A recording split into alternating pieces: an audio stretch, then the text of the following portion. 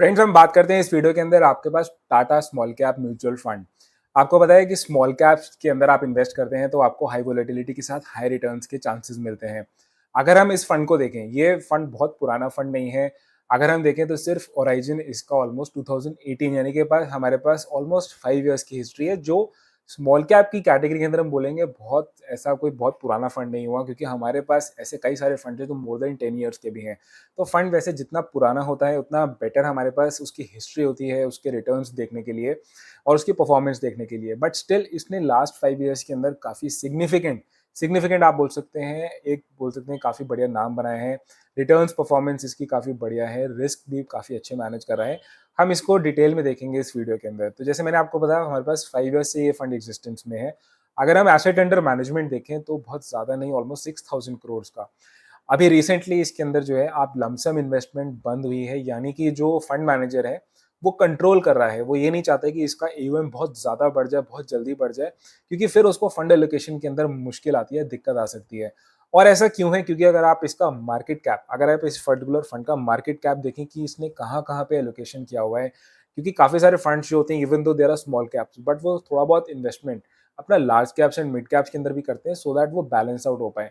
लेकिन ये फंड थोड़ा-सा डिफरेंट है। अगर आप देखेंगे तो एंटायरली ऑलमोस्ट 95% एलोकेशन जितनी भी इसने इक्विटी में की है, वो सिर्फ स्मॉल कैप्स के अंदर की हुई है।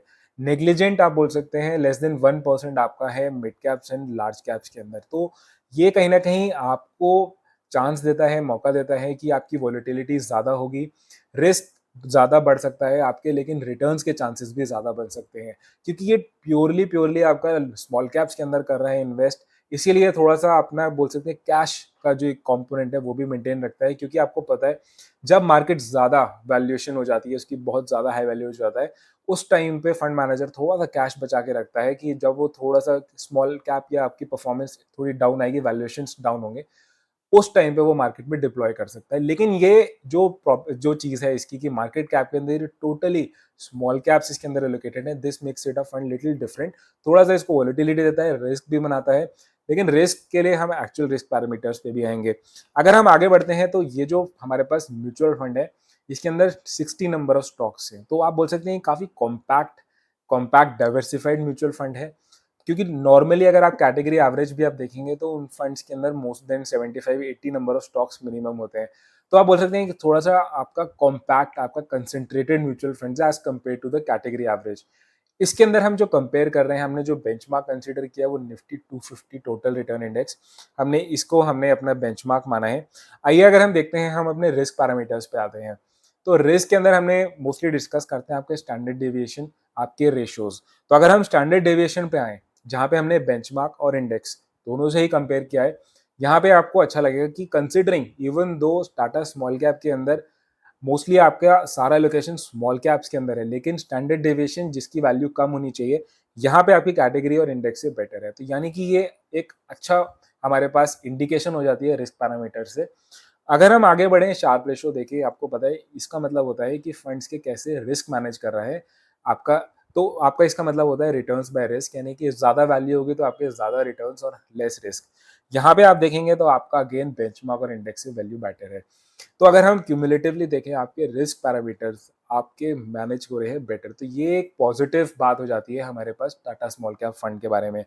अगर हम आगे बढ़ें, हम यहाँ पे देखते हैं आपके टॉप सेक्टर्स कि कहाँ-कहाँ पे आपके जो फंड्स हैं, क्योंकि हमने जैसे देखा आपकी मोस्टली सारी कंपनीज़ कौन-सी हैं, आपकी स्मॉल कैप कंपनीज़ हैं, जो कि मार्केट कैप में 251 से 500 रैंक की होती हैं। नाउ अगर हम स आगे देखें तो हमारा टॉप सेक्टर है financial sector, almost 13%। We have services sector is the next sector, almost 11 to 12%। फिर हमारे पास है कैपिटल गुड सेक्टर, ऑलमोस्ट 11%। तो ये हमारे टॉप 3 सेक्टर्स हैं। हमारे पास नेक्स्ट है हेल्थ केयर एंड मटीरियल्स। तो आप देखेंगे कि इसने बहुत ज़्यादा किसी के अंदर इन्वेस्ट नहीं किया हुआ है, डाइवर्सिफाइड किया हुआ है अलग-अलग सेक्टर्स के अंदर। अब कौन से हमारे पास टॉप 5 या 5 टॉप 10 स्टॉक्स हैं इस पर्टिकुलर फंड के अंदर, उस पे हम बात कर लेते हैं। तो आपका टॉप एलोकेशन है आईडीएफसी लिमिटेड, इसके अंदर ऑलमोस्ट 4% एलोकेशन है। आईडीएफसी का अगर आप चार्ट देखेंगे तो लास्ट 1 ईयर के अंदर बहुत बढ़िया पॉजिटिव 68% रिटर्न्स दिए हैं। नेक्स्ट एलोकेशन है आपकी बैसिफ इंडिया, ऑलमोस्ट 3% एलोकेशन है, लेकिन यहाँ पे आपके नेगेटिव रिटर्न्स आए हैं लास्ट 1 ईयर के अंदर -13%। क्वेस्ट कॉर्प हमारे पास है third highest allocation, almost 3% allocation है। और यहाँ पे भी अगर आप देखेंगे तो -31 रिटर्न परसेंटेज रिटर्न्स आए हैं। इवन दो हम सिर्फ 1 ईयर की रिटर्न्स की बात कर रहे हैं, और आपको पता है कि स्मॉल कैप्स के अंदर लोग लॉन्ग टर्म के अंदर इन्वेस्ट करते हैं, बट ये थोड़ा-सा नेगेटिव हो जाता है, at least in the short term. अगर हम रैडिको खैतान देखें, फोर्थ हाईएस्ट एलोकेशन, यहाँ पे आपके पास पॉजिटिव 14% रिटर्न्स आए हैं। लेकिन कीस्टोन रियल्टर्स जो इसकी टॉप 5 कंपनी है, ऑलमोस्ट 2.5% एलोकेशन, यहाँ पे भी आपको -4% रिटर्न्स मिले हैं। तो ये थोड़ा-सा मुझे नेगेटिव इसके अंदर आ रहा है कि इसके जो टॉप 5 एलोकेशंस है, इसके अंदर अभी तक जो 3 कंपनीज़ हैं, उनके लास्ट 1 ईयर के अंदर नेगेटिव रिटर्न्स आए हैं। रिसेंटली अगर हम देखें कि क्या-क्या पोर्टफोलियो के अंदर फंड मैनेजर्स ने चेंजेस किए हैं, तो आप न्यू कंपनीज़ देख सकते हैं। We have FDC, Graphite India, Network Technologies, Nippon India, AMC, we have Time Technoplast, Automotive Axles, Eureka Forbes, और कंप्लीटली एग्जिट किया है क्राफ्टमैन ऑटोमेशन। तो इसमें से कुछ एक कंपनीज जो हैं, उनके रिसेंट रिटर्न्स अच्छे हैं, तो ऑब्वियसली फंड मैनेजर्स ने इनमें पोटेंशियल देखा होगा, and that's why they have invested. Now हम आगे बढ़ते हैं और हम अपने रिटर्न्स पे आते हैं, जहाँ पे हम point two point and rolling returns discuss करेंगे। तो यहाँ पे आप देखेंगे लॉन्ग टर्म के अंदर, यानी कि 3 इयर्स के अंदर हमारे बेंचमार्क और इंडेक्स से हमारे रिटर्न्स बेटर आ रहे हैं, ऑलमोस्ट 38% रिटर्न्स हैं। लेकिन आप लास्ट 1 ईयर के रिटर्न्स अगर आप देखेंगे, तो आपके जो इंडेक्स है, कैटेगरी जो हमारा एवरेज आ रहा है, उससे ये थोड़े से रिटर्न्स इसके कम आ रहे हैं। यानी कि आपका जो रीसेंट रिटर्न्स हैं, रीसेंट रिटर्न्स आपने अभी भी देखा, जैसे टॉप 5 सेक्ट कंपनीज के अंदर हमारे 3 नेगेटिव आ रहे हैं, तो इसका एक बहुत बड़ा इम्पैक्ट पड़ रहा है कि रिसेंटली ओवर द ईयर्स इसने काफी बढ़िया परफॉर्म किया है, more than their category average.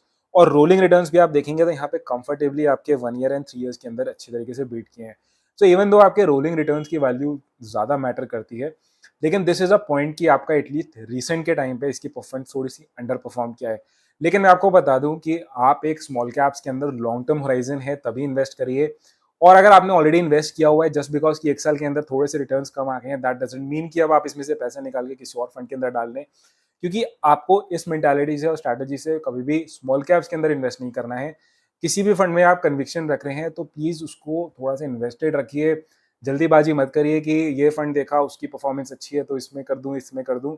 और सिर्फ स्मॉल कैप्स के अंदर ही इन्वेस्ट करना, इवन दो आप बहुत ही एग्रेसिव इन्वेस्टर होंगे और आपकी एज अर्ली 20s में होगी, आप सोचेंगे लॉन्ग टर्म के अंदर पैसा सिर्फ स्मॉल कैप से बनता है, तो ये भी एक अच्छी स्ट्रैटेजी नहीं है। क्योंकि जब मार्केट ने डाउनफॉल दिखाया, तब आपका पेशेंस का चेक हो सकता है, अल्टीमेट टेस्ट हो सकता है। तो ऐसे टाइम के लिए आपको बेटर है कि पोर्टफोलियो को किसी भी स्टेज में प्लीज डाइवर्सिफाई करिए across the different investments portfolio. Market cap के हिसाब से भी large and mid cap, small cap का एलोकेशन अपनी रिस्क पैरामीटर्स और फंड इसके अपनी एज के हिसाब से करिए, ना कि ओवर डाइवर्स, यानी कि बहुत ओवर कंसंट्रेटेड किसी एक पर्टिकुलर मार्केट कैप में करिए।